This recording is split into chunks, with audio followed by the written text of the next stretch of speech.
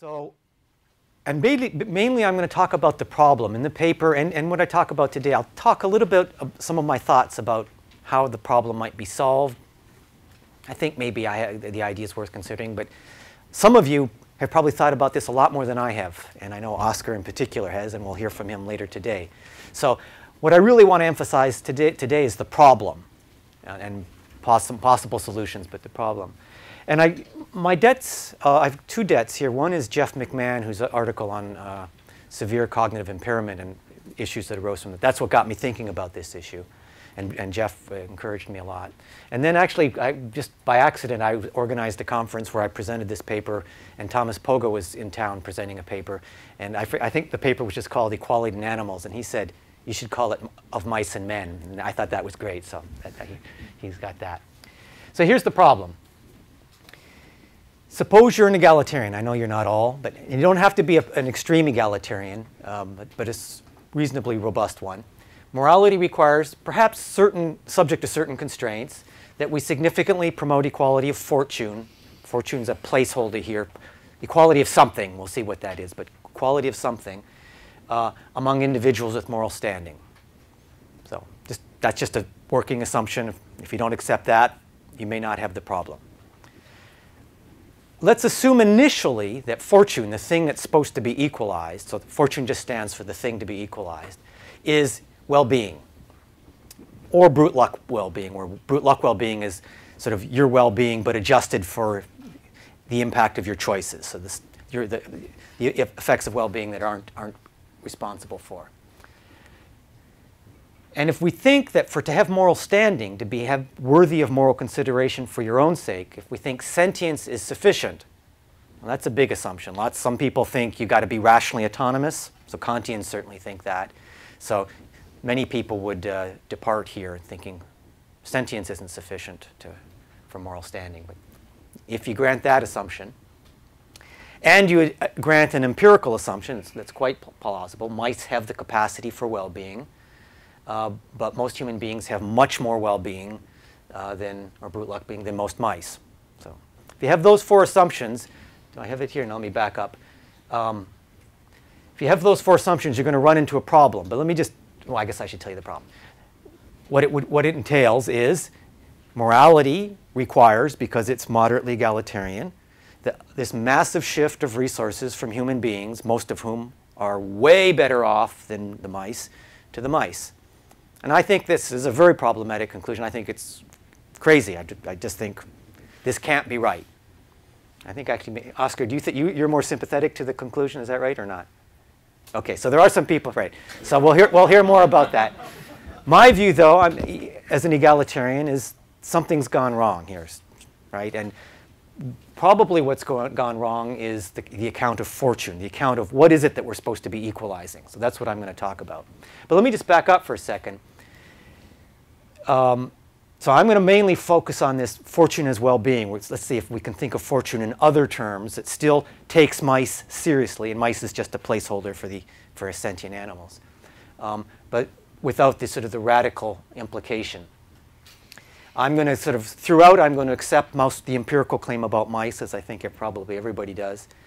I'm going to accept that sentience is sufficient for moral standing. I'm not going to defend that. That's just going to be a working assumption. Going to question the fortune as well-being. But notice, this is an example of a problem that arises, sort of the opposite of it arises for utilitarianism. It's sort of, we could think of utility monsters or well-being monsters, right? So egalitarian runs into this problem when you've got beings who either start off with a much lower level of well-being than other people, and so to get them up, you've got to spend lots of resources, or beings that start off maybe the same or a bit lower, but it's just really difficult to benefit them, right? So you just for $10 you can boost up this person like this. $10, you know, so you're going to have to, even though they're pretty close, if you had to get them equal, it would just take all the resources in the world to get halfway there, right? So two possible ways you could run into a utility monster problem for egalitarianism. Utilitarianism doesn't have this problem, right? It's got a nice, simple solution. Well, who's going to get the biggest benefit? If the mouse gets more of the benefit, you give the resource to the mouse. If it's the human, you give it to the human. That's something about that seems right. I mean, not exactly, I don't think, because it ignores the equality considerations. But utilitarianism is a different problem. Its problem is a different kind of utility monster. Suppose there's somebody who's just gets happiness and well-being very easily. And you give them $1 and their happiness shoots up 100 units, and another $1 shoots up. So what are you going to do if you're utilitarian? You give all the resources to the one person, if there's just one of them, and nobody else gets anything because you would be wasting your money on normal people, this person who's really sensitive. That's just the flip side of this problem. So, and maybe it's not as, you might think, well, that's not as bad. If you have to have one of these problems, maybe having the utilitarian utility monster problem is better. Anyway, I'm not going to talk about that. I'm going to sort of stick with egalitarianism and say, look at, can we think of fortune in a different way that would avoid this problem? So what might we do? This is the assumption I'm going to reject and look for different understandings of fortune. So I think I want to stick with fortune. Fortune, again, is just that which we're going to try to equalize. It's positively sensitive to well-being. So it's not detached from well-being. It's just not identical with well-being. It's something that, for a given individual, if you improve their well-being, their fortune goes up. So it's correlated with well-being, but not identical. And you'll see why that gives us some wiggle room. So, and the second of ideas, we'll think of fortune as relative to their potential for well-being. So we're going to relativize to potential, right? And so this is, you can sort of see how this might get us out of the problem. Mice not only have lower well-being, they've got a lower potential. So if we think of, we're trying to equalize people relative to their potential, maybe this will work out. So here's one version of this. Fortune as species potential relative well-being. You take the potential for whatever species you're a member of, what's the maximum that you could get, maximum well-being, and then we'll look at your actual being, and if you're getting 90% of the species maximum, we'll count you as being at 90%. And then when we look at a mouse, we'll ask what the mouse maximum is and see what percentage of the mouse is. And if the mouse is only getting 50% of the mouse maximum and you're getting 90% of the human maximum, then the mouse is less fortunate and entitled to a shift. Well, something like that seems right. That seems to be in the ballpark of a good answer. The problem is, I think we need to be, well, just to give the example here, here'd be an example where we get equality. The mouse gets 1, the human gets 100, but they're each getting 50% of the total, so that would be a kind of equality of fortune, if we think of fortune as species relative potential. It avoids the problematic, but it's got this reference to species. I think species is not relevant for morality, for justice. You look at individuals as they are, and I don't care if you're a great ape or a human being, if your potentials and capacities are the same, I think you should be treated the same way. Now, I know not everyone will share that assumption, and if you're willing to accept species membership as relevant, then at least initially I think that this view might be a plausible way of going. I just don't think it's plausible because I'm an individualist. So I want species neutrality. So we could just run the same idea again, but instead of looking at the species maximum potential, just do it on an individual basis, right? And what exactly it is for the individual potential, there's different ways you might measure it. Let's not worry about that. We could come back to that. Somehow, for each individual, there's a maximum well-being that individual could have. And we're going to... so you might just take the same view we just considered, but now relative to the individual potential. So this is the same diagram or table, except instead of appealing to the species potential, the species maximum well-being, we're looking at it for particular individuals. And so one individual who happens to be a mouse only has a maximum of 2. That she's getting 1, so she's getting 50%. And another individual who happens to be human has a potential of 200. He's getting 100. So we have equality here in the relevant sense. So far, so good.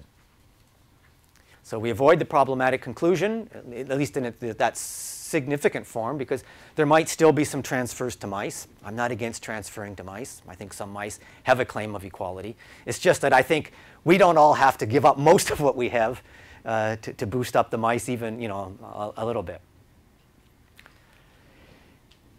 Problem is, you might think this is giving too much priority to the mice because it's treating a 100-unit gain. If we could boost up the human by 100 units, that's treated as equivalent to boosting the mouse by 1, right? Because in each case, that's half of the potential. And so the utilitarian in me, I'm not a utilitarian, but there's something right about utilitarianism, says, sure, don't the absolute values, it's not just all relative. I'm getting a boost of 10% of my potential. You're getting a boost of 10%. Doesn't it matter that my boost is a 200-unit boost and your boost is only a 2-unit boost? I'm inclined to think that does matter somehow, so that it's just too much priority to mice if we take this view right here, that we should be sensitive to how far short you're falling from your benchmark. By the way, do stop me if you've got quick questions of clarification. Discussion afterwards, but if I'm losing you, let me know. So here's a second view, sort of similar, but instead of looking at the percentage of the maximum, it's going to just ask, how far short are you from the maximum? So instead of the percentage shortfall, what's the absolute value of the shortfall? So again, the same table, except now what we're looking at is not the percentages. We say, well, the mouse is getting 1 unit less than her full potential. The human's getting 100 units less from the full. So if we're looking just at how far the shortfall, well, then the human has the strongest claim. 100 units is larger than 1 unit. And so in this case, we'd say we should be helping out the human being because the absolute value of the shortfall. So this is taking that idea that those absolute amounts surely matter and taking it really seriously. But surely it goes too far in the other direction. It avoids the problematic conclusion because you're not going to have a massive shift to mice here. But now it does the opposite of the previous problem. It's if you have a high potential, you're going to be privileged in this. It's going to be very unlikely that you're going to have to shift resources from you to somebody with a low potential. So something's gone wrong. So we're looking at possibilities. These are still all looking at relative to potential, and we're looking at different ways of, is it the percentage of your potential? Is it the absolute shortfall from your potential? Here's one more view. Suppose we could determine some intermediate point between the 0 and the maximum. How you would do this? Difficult question. Here's just one example, one test. You might say, well, suppose we took all the resources in the world and tried to give everybody the same percentage of their potential, right? So we could give everybody 0. That would be easy. Could we give every being 10% of her potential? Maybe, I don't know. But let's suppose 20% is the maximum. To give everybody 20%, we can't go any higher than that because there's just not enough resources. So we use that as our intermediate point. But that's just an example. The idea is somehow, if we can fix an intermediate point, we'll use that as the benchmark. And then we'll just look at to what extent, what's the excess above that benchmark or the shortfall. So we're still looking at absolute amounts, the amount above or the amount below, but not from your maximum. That would privilege people with high maximums, but from the intermediate points. So here's our table again. And let's just suppose the intermediate point was 60%. So the maximum is, the mouse is 2. We could give that intermediate point is 1.2. And the intermediate for the person is 120. So if the mouse has 1 unit of well-being, she's 0.2 below her reference point, that 1.2 point. And the human being, we'd have perfect equality if the human being had 100, since he'd be getting 20 units less than his intermediate point of 120. So the idea of this is we're getting rid of the maximum again, because that privileges people with high maximums. But we're sticking with not percentage shortfall from the benchmark, but the absolute value, because my inclination is we need to be sensitive to the actual amounts involved and not just percentage terms. So something like this, my guess, and this is, I'm not defending any of this. I'm trying to sort of explore some possibilities. My guess is something like this gives the best answer so far. So there's going to be some transfer. Though lots of mice will be eligible for transfers. That seems right to me. And lots of humans will be eligible for transfers. That seems right to me too. And so at least in sort of the big picture of the extent to which it requires transfers to mice versus transfers to human beings, it seems to work roughly the way it should, I think. One point to keep in mind, and this will apply to everything else I say, that any potential relative account, and we looked at several versions of potential relativity, it's not going to neutralize all the differentials of brute luck, because what your potential is a matter of brute luck, right? And it's just taking that as given and trying to equalize relative to your brute luck in terms of your potential.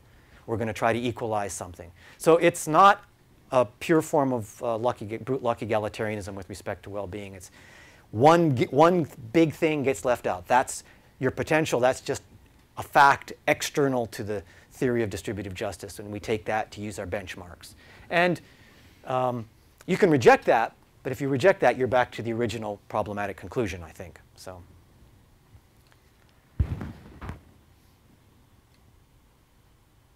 Right, so that's the end of part one. Part one was just simply, what's the problem? Some sort of very natural ways, and I think actually Jeff McMahon, when he was talking about cognitive impairment, explored at least some of these, maybe not, I think not all of them. What are some possible ways of going potential relativity? And my thought is, I mean, maybe there's something more promising within the family of potential relativity, but something like that, in absolute shortfall from the intermediate point seems like to me the most promising. There's another problem, though. So this is the part two of the talk, what I call problem of radical enhancement. The point is, I think someday we'll be able to radically enhance mice to be much more, be capable of much more well-being. You know, I just fiddle with their brains, and will they still be mice? Maybe, maybe not. But I think we can do it we'll be able to do it in a way that will preserve their center of consciousness. They'll be the same center of consciousness. That's a controversial claim. That could be false. It might be the only way of doing it. Somehow, it's a different center of consciousness, and so they're not really the same being. So I'm thinking for moral standing, it's really the same center of consciousness that matters. But so the thought is, someday we'll be able to do that. So if someday we'll be able to do that, that means it's possible in principle. That means it's empirically possible. It is, given the laws of nature and the resources in the world, it can be done. It's just that we don't know how to do it. We can't do it. It's not practically possible. We don't have the know-how. But there's lots of things that aren't practically possible now that are possible in principle and will be practically possible someday. So if it is possible to radically enhance mice for much greater potentiality, in fact, to as great as potentiality as human beings, then when we take this potential relative view, we're back to the original problem, right? Because now their potential wasn't this little thing that we were assuming. That was just their sort of practical limitations. What's practically possible today? It's very low. But in principle, which would seem to be like the relevant potentiality, their potential would be perhaps just as high as ours, right? And then that requires, if we're equalizing relative to potential on any of those versions, that's going to require that massive shift to mice. So we're back in that problem. So I think all of this just repeats with that. And there's questions about identity here. I think there are some deep problems. I go over them pretty quickly. So that's one place. Would they really be the same center of consciousness for the purposes of morality? I think there's probably lots of issues there that I haven't dealt with carefully enough. But I'm assuming that they would be. I'm going to skip over this. There's sort of some stuff that I'm just going to skip over this. Different ways you might think you don't run into that problem. But basically, part two says, even if that, so first, the intermediate benchmark solution works on the assumption that we limit to practical potentiality. Once you realize that probably what we need to appeal to is in principle potentiality, what's possible in principle for an individual, not that then you're right back to the original problem. We didn't solve anything. So what I want to do now is just talk briefly about, so I'm just trying to find a solution to this problem, and I'm not at all convinced this is right, but I mean, I haven't kept up with the literature on this, so, but it seems to me it's at least one of the promising ways of going. Oscar may convince us later that it's not, but for the moment, we'll see if it is. So I'm thinking we need to sort of rethink how we think of fortune for the purposes of egalitarianism, and probably even much more generally, how we think about moral standing in general. So I'm going to still stick with the individual potential in that sense, but distinguish that from a capacity, right? So capacity is something an individual has at a given time if she's able to do certain things, whereas a potential, you don't have to be able to do it. So take piano playing, right? You all have the potential to play the piano at least minimally well, right? But only some of you have the capacity to do it, in the sense that if we had a piano here, only some of you would be able to sit down and play piano pieces. So potential is what capacities could you develop over time? Capacities are what are you able to do here and now. So I'm going to move from appealing to those potentials, those long-run things, to capacities. What are you able to do at a given time? So, and it's going to get a little tricky here, but so I'm thinking maybe fortune, the thing that we're trying to equalize, is relative to degree of moral standing. So I'm going to think of moral standing as coming in degrees. That's already a radical idea. And will relativize in some way. So moral standing is grounded in I think, grounded in the capacity for well-being and in the capacity for rational choice, for autonomous choice. This is just a general thought. I mean, I think probably most of you think that, probably most people. I think those are the two big features that matter morally. Sentience, capacity for pain and pleasure, enjoyment and suffering, and autonomy. I think they both matter. And how exactly they matter is a controversial issue, but I think Kantians are just wrong if they think it's all a matter of will. Interests and sentience matters as well. So I'm going to assume both of those. For today, I'm going to ignore the will and focus just on capacity for well-being, because that's the only part that's relevant for this project, and I don't know how to deal with the rest of it. So we're going to think of zero moral standing if you have no sentience, and we need to normalize it.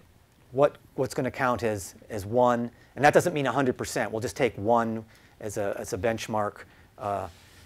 It doesn't matter. You could use anything, just sort of however we're doing it, we could just set 1 as sort of the average for humans today.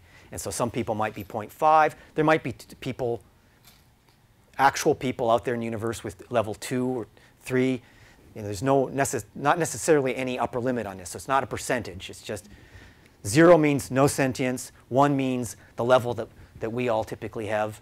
And then if there are people who have twice the capacity for sentience than we do, then maybe they're level 2 and 3 and 4. So maybe we relativize fortune, its well-being, relativize to the degree of moral standing, and where degrees measured on in that kind of way. So working assumption, let's just suppose that fortune is well-being divided by degree of moral standing. So if you've got 1 unit of well-being and your standing is 1, 1 divided by 1 is 1, so your fortune is 1. If you've got 1 unit of well-being and your degree of moral standing is 0.5, so maybe you're a dog, well, that's 1 divided by 0.5 is 2, so you got more fortune. So you're actually doing better than if you're the dog. You're doing better with 1 unit of well-being, better fortune, than the human with 1 unit. And so if we were trying to equalize, we'd have to take some resources from the dog to give it to the human being in that case. But that's just a working assumption. The idea is that somehow fortune, the thing to equalize, is relative to your degree of moral standing. And there's different ways of doing it. That's just one example. Gosh, this gets so convoluted. I'm going to skip that idea. We'll come back to it if someone raises it. So the degree of moral standing, I'm thinking, is, and it's going to be relative to an action. That's the part I skipped over. And you come back and push me on that if it's bothering you. But your current capacity for well-being, it depends on your future capacities for well-being. So what kind of future do you have ahead of you? And so you have less moral standing if you're sort of destined to die in a minute than if you had a life full of possibilities. And I also say if there's at least some present or future potential for well-being, then it also depends on your past well-being. So and I'll talk about this in a second. The thought here, by the way, though, is, and I think if you are not sentient and never have been, so a very young fetus, I don't think you have moral standing yet. This is a controversial view, but this is just to help motivate what I'm thinking. So you started off with no sentience. There's potential for sentience, but you don't have it yet. You don't have it now, and you haven't had it in the past. I think mere potential for sentience in the future doesn't give you moral standing yet. You're still at 0. I think once you become sentient, you do have moral standing. So I don't think I think a fetus post sentience around 24, 28 weeks has moral standing. It doesn't mean abortion is automatically wrong. There's other issues to deal with, but it's not just something in the woman's body for the woman to decide fully. There's a balancing of interests that takes place. That's just motivation, background motivation, not central to here, but why I'm assuming that if you've never been sentient, that you don't have moral standing. But so it's a little messy, and there's different assumptions here you might want to make, but I'm just something like that. But the idea is, the simplest idea is, suppose you start off no sentience, fetus develops, no sentience, just a little bit of sentience. It's just come into existence. Well, it's actually a pretty natural idea. It's not so crazy to think that fetus has moral standing, but not full moral standing. And not just because there's no autonomy yet. Forget autonomy. Suppose we're just all. It's just its capacity for sentience is just very, very limited, and it's very short-lived. It's just come into existence. Why would you go from nothing, which some of you may reject, of course, from nothing to full standing as all the other human beings? So the very generic idea is it's going to come in degrees. You've got some moral standing, but it's still very limited. And now over time, both with the passage of time, somehow, I'm thinking, your moral standing grows, even if your capacity doesn't. You could question that. But also, over time, typically, your capacities are growing, your capacities for sentience. So your moral standing is growing, right? So that's the picture I'm working with. It's degrees of moral standing. It's a gradual process. And over time, with the capacities growing, your moral standing is going to grow. So let me stop there and make sure I'm not getting ahead of myself. Let me skip those details. So for mice, you can see how this is going to work now. So they come into existence. They don't have any sentience, no standing. They acquire some sentience. They have some moral standing, very limited. And it might be the 1 minute, the rat, the mouse fetus that's been sentient for 1 minute might have capacities that aren't very different from a human fetus that's been sentient for 1 minute. Things may not change very much in that 1 minute with respect to sentience. So their moral standing might be very similar at that point. And in fact, if it were a human with severe genetic limitations, they might not even change much over time, right? But typically they do. So both with the passage of time and with growing capacities for sentience, we're going to see a difference. And so for relativizing to capacities, and again, when I say capacities, it's capacity is for well-being, right? I'm not talking about whether you can play the piano or run or things like that.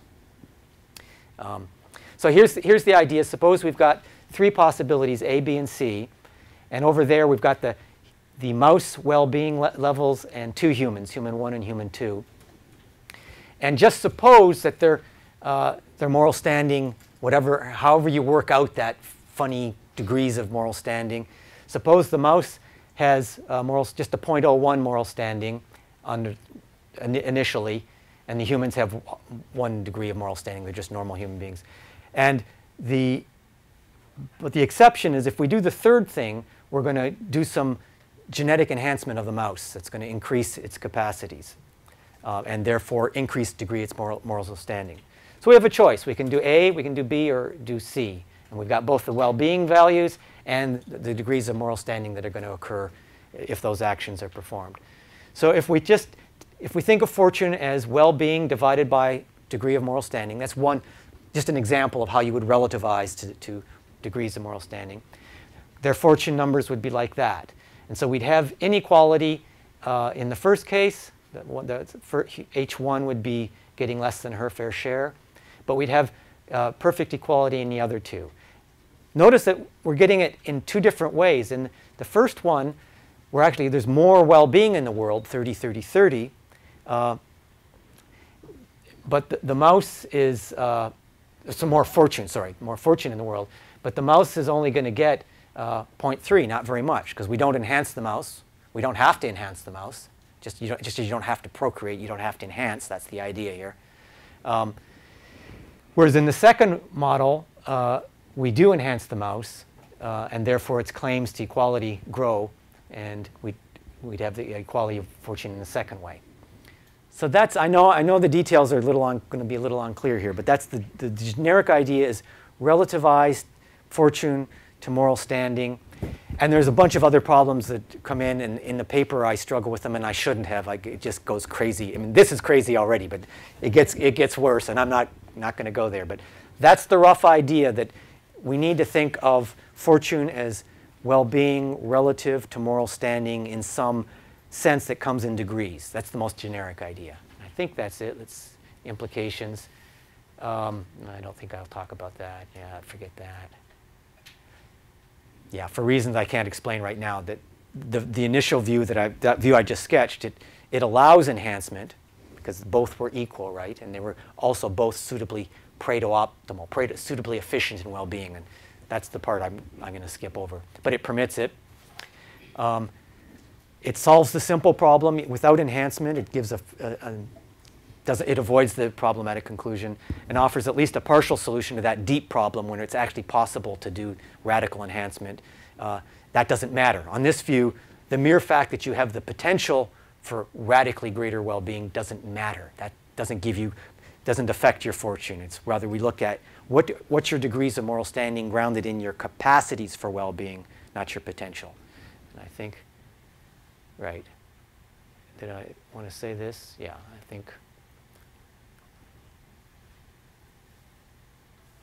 Yeah, so I do think there's something independently plausible to this degrees of moral standing idea and to the idea that fortune is relative to something that comes in degrees, whether I've got the details of that right or not. But it, like the simple views we started with, it still takes the stuff about capacities, brute luck facts about capacities as given. It's not going to equalize or adjust for differences in brute luck in terms of capacities. Right. Okay, and I'll stop there. Thank you very much.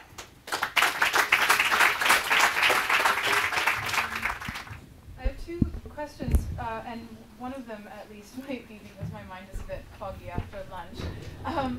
I'm not entirely clear on how the introduction of intermediate well-being solves the problem that you intended to solve.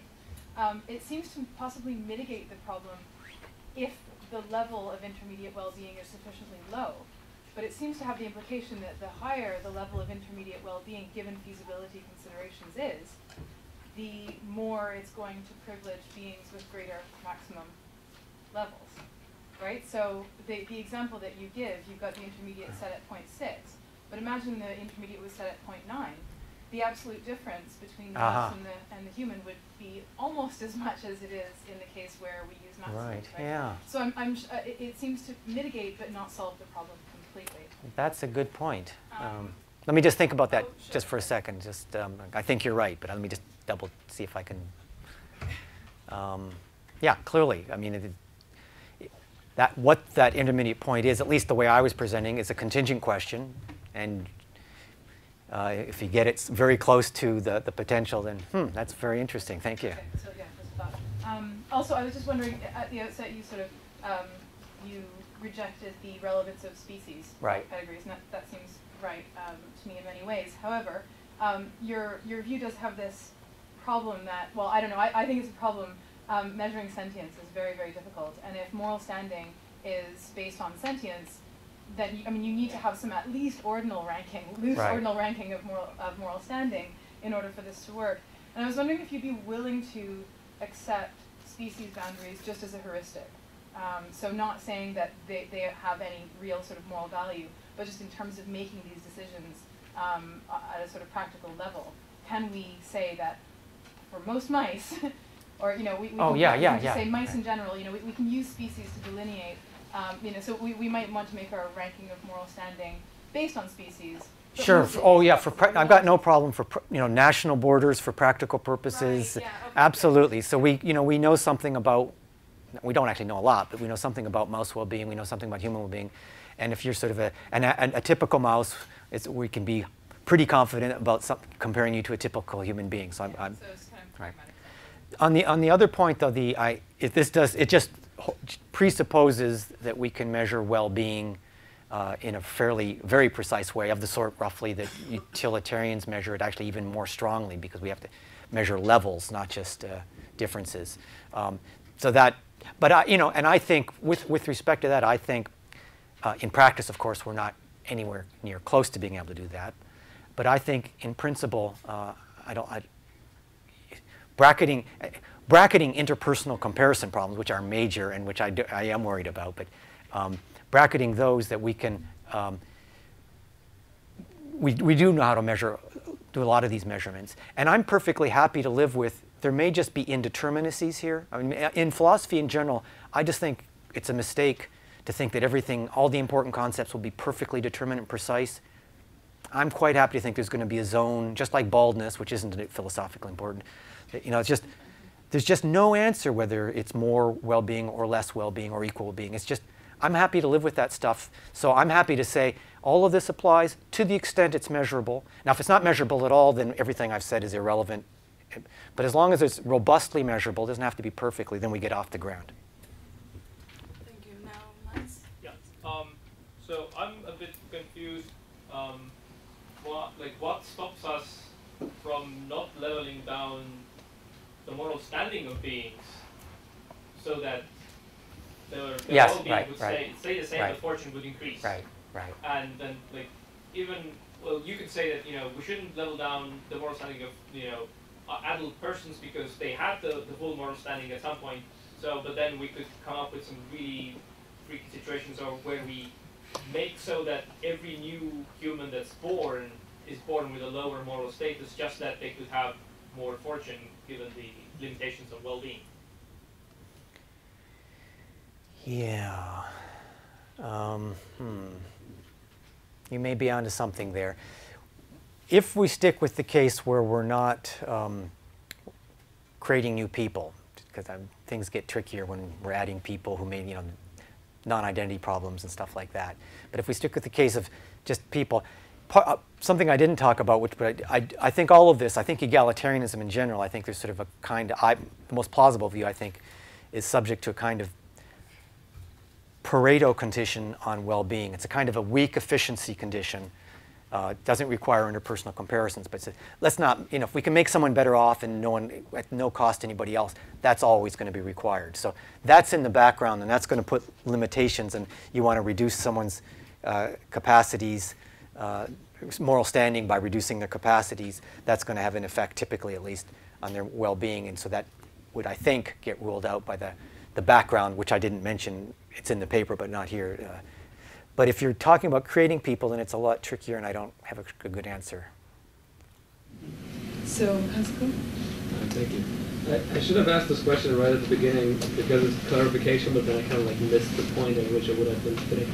So I don't really understand the initial setup, and I think it's because I don't really know what kind of notion of well-being you're working with. So it's not clear to me what notion of well-being that's resting on the concept of sentience is at work at which we clearly are better off than mice.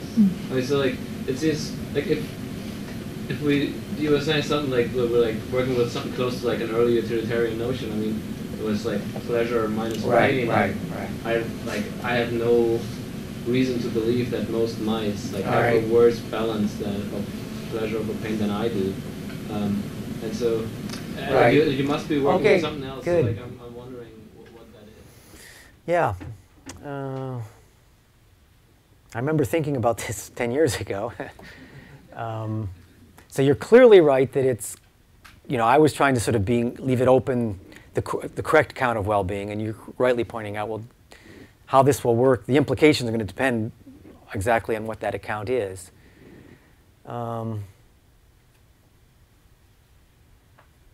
So you think even on a sentience account, just sort of a hedonistic pleasure over pain, you can sort of see if it's a sophisticated account of well-being where exercise of rational capacities and things like that matter, then that would be, but you're saying even on a sort of a very crude version, it's not obvious, like a more materialistic hedonist? Especially not on that, right? I mean, I don't know, like, I'm like a pluralist with like all kind of like humanist ideals, right? So like, I think we're clearly better off, we have better lives than most, Right. But I mean, but I also don't think like we can just do moral standing in terms of sentience because of that, right? Right. So, but like, if you do think that like well-being, like sort of like is closely connected to sentience, then it seems to me, the most natural thing to do would be to have this like crude kind of psychologistic account, and then like utilitarian.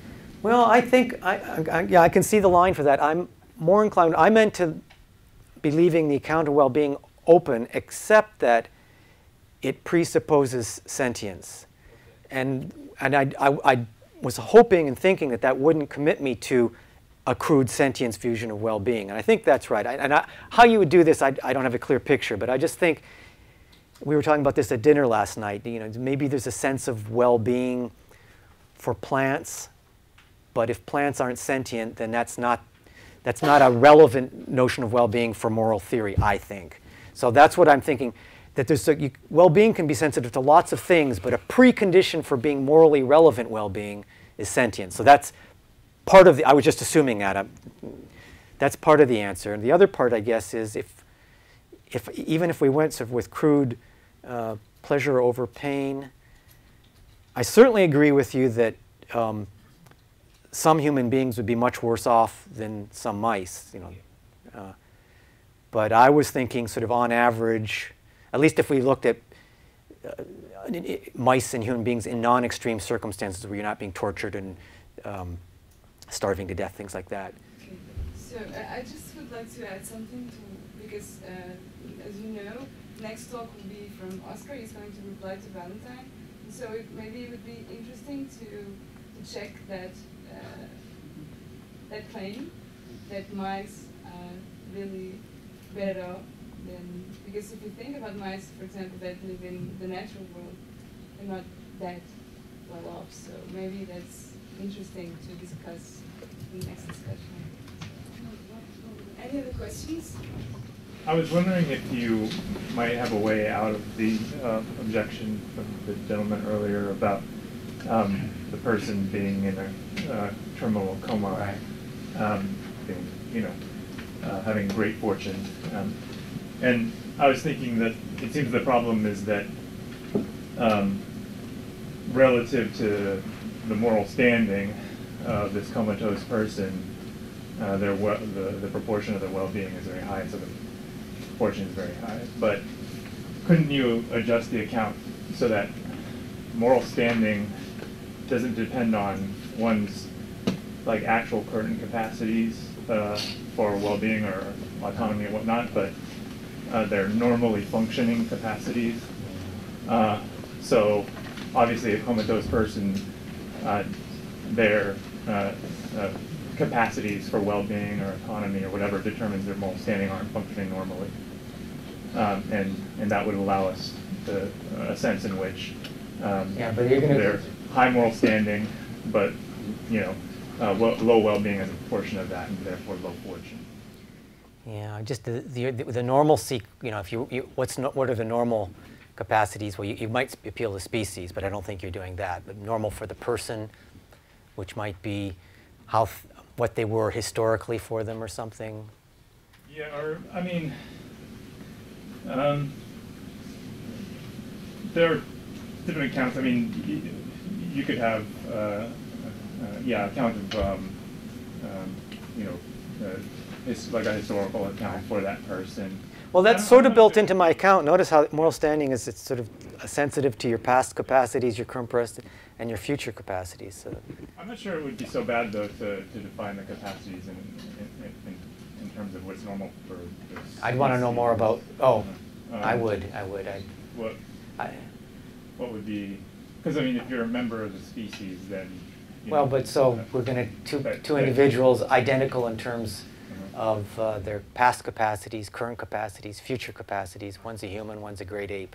Yeah. And your account's going to say that makes a difference. It would say, okay, so if you had like a super intelligent ape. Yeah. Is that what you're thinking? Yeah. And it would be not normal for. Right. Okay. Yeah. But let me say one thing on the comatose person that you made me think of, thank you, which is if they're permanently comatose, if you're telling me they've got no capacity for sentience now or in the future, then if the question is if we're just asking what should we do now, well, we can't affect their well-being anymore. So it's not an active question. If the question were should we make this normal person comatose? I don't think you're going to get that answer once this is spelled out suitably, because the goal is not to maximize fortune. It's to make people as well off as individuals as well off as possible, and to do it in an equal kind of way based on fortune. So it's a more complex. So you may be onto something there, but I think it's not obvious what the problem exactly is. I was wondering to what extent the theory you are explaining here could be linked to your theory of yesterday. So I know you said in the beginning of your talk, I'm not talking about distributive justice here, but can there be a kind of conclusion? Is it possible in left libertarianism to say, well, the state can enforce a redistribution to animals, and on which basis could that be then? Because I think you are not saying that animals can be self-owners, so. Right. Whether animals can be self-owners is not a topic I'm addressing here. Actually, I think if they're sentient, they can be in an interest-protecting sense, but that's irrelevant here. That's an aside. The way it connects up is simply this problem arises for anybody who's got a substantive egalitarian component to their theory. And because left libertarianism does, at least the type that Mike Otsuka and I endorse, therefore it's relevant for those versions of left libertarianism as well as for other versions of egalitarianism. And just as an aside, so one version of left libertarianism, the equal share view of Hillel Steiner and Henry George, doesn't appeal to well-being, right? It's just that everyone gets an equally valuable share in economic terms. It doesn't face this problem in its stark form. Mice would still get the same check devoted to their well-being as humans get, and that's maybe slightly problematic, but it's not going to be as problematic as giving them larger checks than humans because their well-being isn't high enough. To me, it seems you gave a great argument for utilitarianism across non-agents, because if I have to compare the actual utility monster of the egalitarian sort that exists and my intuition rejects, with the merely potential utilitarian monster of the utilitarian framework, which is based on hypothetical imaginary example on which my intuitions are less reliable. In reflective equilibrium, I would rather go for the imaginary one, because I'm more likely to be wrong about that. Yeah. No, I think there's something to what you're saying. I lost what I was going to say. Let me just go to the top of this. See it.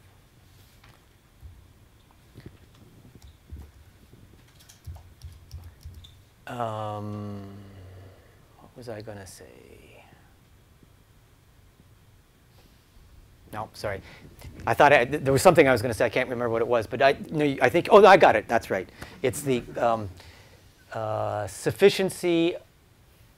Okay, here's what the way I frame this is sufficiency of well-being for moral standing, and a different view, which some people take, and I think Jeff McMahon was open to at some point, which is to think of, well, sure, mice have moral standing, but they don't have the kind of standing for distributive justice. They have no standing for distributive justice. And so if you think egalitarianism is the right thing about distributive justice, you don't have to worry about mice, no problem. That's not all there is to morality. There are these other requirements. Mice do have moral standing. Utilitarianism handles those. So I think you're right that that's got some promise. I would reject it, but there's a lot on your side. I'm not so sure about that, but think, for example, in a not so far future in which there will be superhuman, which hides moral status. How could work the egalitarian point about that? Do you think that the slight difference that you point in the point 3 of your conclusion could be significant or not? Yeah, that's a good question.